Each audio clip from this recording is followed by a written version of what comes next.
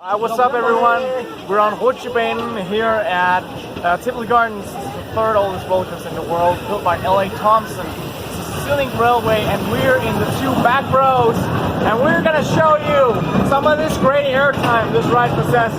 We're in the dark at the moment. I'm gonna explain you through the ride.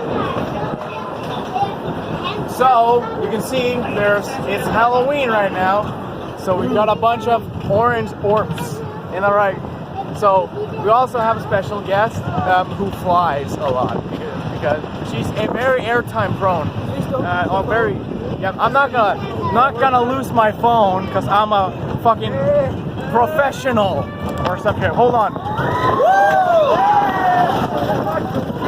Keep your eyes on the two guys. You can see that's what standing airtime looks like. And here we go with the picture.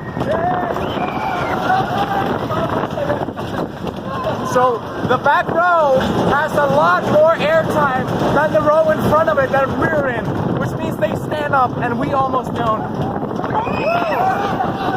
You see that? That's the difference. Except for her.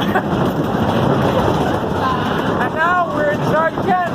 And here comes the strongest airtime. And now, the best airtime now. Wow! And then the final part. Yeah.